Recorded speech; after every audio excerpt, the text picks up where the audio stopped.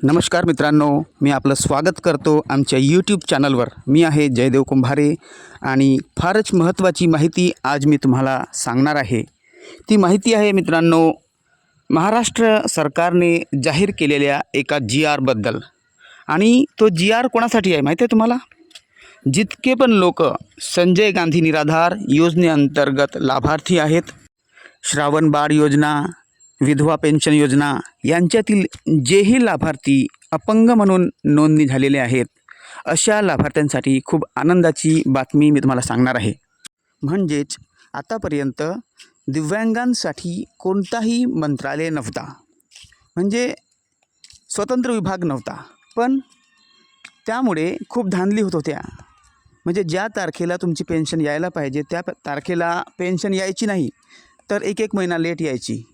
कारण काही विशेष विभाग नव्हता, ज्या विभागाकडे संपूर्ण काम दिव्यांगांच्या कल्याणासाठी दिलेला गेला आहे, जो आर्थिक मदत आहे ते वाटण्यासाठी दिलेला गेला आहे, असा कोणताच विभाग नव्हता. पण आता असं नाही आहे मित्रांनो.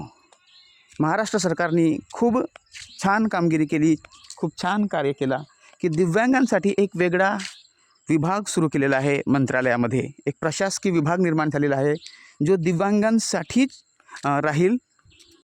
त्याद्वारे पुष्कळ साऱ्या कल्याणकारी योजना दिव्यांग लोकांसाठी राबविण्यात येतील मित्रांनो. जसं पेन्शन वाटप आहे, आर्थिक मदत आहे, किंवा कोणतं दिव्यांग लोकांना लागणारे जे व्हीलचेअर असते आणि वस्तू असतात, ज्या दिव्यांगांसाठी खूपच महत्त्वाचे असतात. तर हा जो मंत्रालय आहे, जो सरकारने निर्माण केलेला आहे तुमच्यासाठी, म्हणजे दिव्यांग लोकांसाठी, तो मंत्रालय आता काय करणार आहे? पूर्णपणे समर्पित होऊन फक्त आणि फक्त दिव्यांग लोकांसाठीच कार्य करणार आहे. म्हणजेच तुमची पेन्शन आता वेळेवरच येईल, काहीही विलंब असणार नाही. कारण एक स्वतंत्र विभाग पूर्ण तुमच्यासाठी जे पेन्शन वाटप आहे आणि सगळे कार्य आहेत, जे दर महिन्याला तुम्ही वाट बघत असता पैशाची, सगळे कार्य तो विभाग पाहिल. त्याच्यामध्ये स्पेशल ऑफिसर असतील, कर्मचारी असतील, ते लोक स्क्रुटिनी करतील. आणि महत्त्वाची माहिती ही पण आहे मित्रांनो, की जितके पण दिव्यांग लाभार्थी आहेत त्यांची लिस्ट आता त्या विभागाकडे गेलेली आहे. सगळेच जण, जे कोणत्याही लोकोमोटर डिसेबिलिटीमध्ये असेल, किंवा सिकल सेल असेल, किंवा कॅन्सर असेल, अशा प्रत्येक व्यक्तीच्या नावांना सगळी माहिती आहे, डाटा आहे, त्यांच्याकडे सुपूर्द करण्यात आलेला आहे मित्रांनो. म्हणजे ते लोक आता काय करतील, प्रत्येकांच्या लिस्टवर जे DBTसाठी जे आवश्यक असते, सगळं DBT वगैरे आहे, कागदपत्रांचा पुरवठा आहे, कुठं कॅम्पेन जर त्यांना करायचं आहे, जसं ज्यामार्फत दिव्यांगांच्या कल्याणासाठी असंख्य योजना राबविण्यात येतील. त्यामध्ये 14 प्रकारच्या तरतुदी केलेल्या आहेत, की 14 प्रकारे अपंगांना म्हणजे दिव्यांगांना मदत केली जाईल. तुम्हाला सांगितलं होतं मागच्या दिवसामध्ये मी, की जो पोर्टल सुरू केलेला आहे दिव्यांगांच्या कल्याणासाठी, तो पोर्टलसुद्धा हा मंत्रालय सांभाळणार आहे. हा मंत्रालयाचा प्रशासकीय विभाग सांभाळणार आहे. संपूर्ण पोर्टल ते लोक मॅनेज करतील. सगळ्या लोकांची लिस्ट जाईल आणि कुठंच धांदल होणार नाही मित्रांनो. आतापर्यंत जी धांदल तुम्ही पाहिलेली आहे, भविष्यामध्ये ती धांदल होणारच नाही. कारण स्पेशल मंत्रालय त्यामध्ये, जसं पाटबंधारे विभाग आहे, जसं वेगवेगळे महसूल विभाग आहे, त्याप्रमाणे दिव्यांग विभाग हा ओपन झालेला आहे मित्रांनो. त्याचा एक वेगळा एक मंत्री असेल, त्याचे वेगळा ऑफिसर असतील मोठे, आणि ते लोक फक्त हेच पाहतील, जे दिव्यांगांच्या कल्याणासाठी काय करावं सरकारच्या निर्देशानुसार. जसं सरकार त्यांना पाठपुरावा करेल, सांगेल, तसं ते करतील. आणि विशेष जे आर्थिक मदत आहे ते पण त्यांच्याद्वारे केली जाईल, आर्थिक तरतूद केली जाईल, आणि पैशाची पण कमी राहणार नाही मित्रांनो. कारण त्यांचा एक वेगळा बजेट पण निघणार आहे. म्हणून ही महत्त्वाची माहिती मला देत आहे मित्रांनो. म्हणून आमच्या चॅनलला सबस्क्राईब करा, लाईक करा, हाईपचं बटन दाबा आणि शेअर नक्कीच करा मित्रांनो. प्लीज, मी तुम्हा सर्वांचा आभारी आहे की तुम्हाला सबस्क्राईब केलं, तुम्ही मला पाहता आणि महत्त्वाची माहिती मी तुम्हाला देतो माझ्यावर विश्वास करता. म्हणून मित्रांनो, मी तुम्हाला सांगितलंच आहे, 6 तारखेच्या अगोदर तुमची पेन्शन येणारच आहे. आणि त्या अगोदर पण कधी पण येऊ शकते, कारण अधिवेशन पण आहे मित्रांनो. म्हणून पण 6 तारीख डेडलाईन आहे, तिथपर्यंत तुमची पेन्शन येऊनच जाईल. आणि ह्या GRमध्ये असं म्हटलं आहे, दिव्यांग व्यक्तीचे शैक्षणिक, आर्थिक सामाजिक पुनर्वसन व सक्षमीकरण करून त्यांना स्वावलंबी बनविणे आणि समाजाच्या मुख्य प्रवाहात आणणे हा या योजनेचा उद्देश आहे मित्रांनो.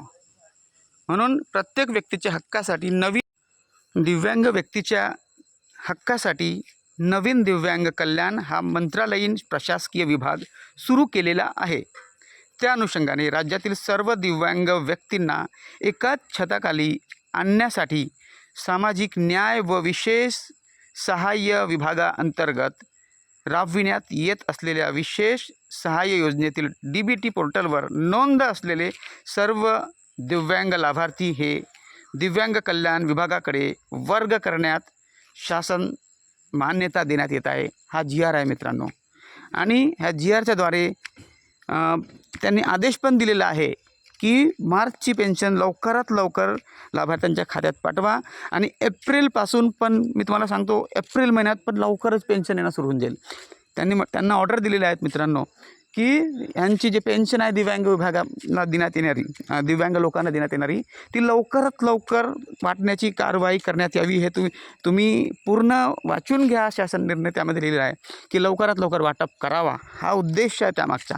ऑर्डर पण दिला आहे. विचार करा, ह्या GRमध्ये त्यांनी ऑर्डर पण केला आहे की लवकरात लवकर मार्चची पेन्शन वाटा आणि एप्रिलपासून पण पेन्शन वाटप सुरू करा. जसा एप्रिल महिना लागेल, चौथा महिना लागेल, तर चौथ्या महिन्यापासून पुन्हा पेन्शन वाटपाची कार्यवाही सुरू करा असं त्यांचा आदेश आहे. म्हणजे अशाच प्रकारे होत राहील मित्रांनो. म्हणजे काही लेट होणार नाही, काही विलंब होणार नाही आणि वेळेवर तुमची पेन्शन येईल आणि जे काही तुमच्या हक्काचे आहे ते हा विभाग करण्याचा प्रयत्न नक्की करेल आणि करणारच मित्रांनो. आणि म्हणून मी तुम्हाला म्हणतो मित्रांनो, तुम्हाला मगाशी पण सांगितलं मी की आपला KYC करून घ्या. बँकेत जायचं. मला KYCसाठी एका व्यक्तीने मला प्रश्न विचारलं होतं, KYC कशी करायची. तर बँकेत जायचं, आधार कार्ड घेऊन, पॅन कार्ड घेऊन, त्यांना म्हणायचं मला माझी KYC करून द्या. ते लोक फोटो वगैरे काढतील, काय करायचं ते तुम्हाला फोटो मागतील आणि तुम्ही पासपोर्ट साईजचा फोटो घेऊन जा आणि त्यांना KYC करून मागा. आणि आधार अपडेट जर करायचं असेल तर आधार अपडेट पण करून घ्या.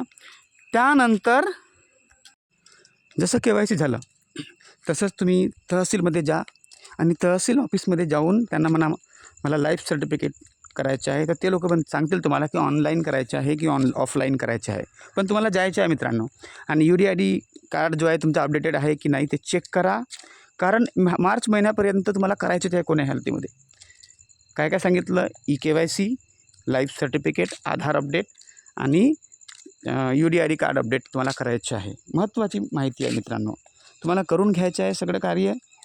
आणि सगळ्यात महत्त्वाची बातमी ही आहे मित्रांनो, तुम्ही कन्फर्म करा की आधार कार्डवरचा नंबर आणि बँकेचा नंबर तुमचा एकच आहे.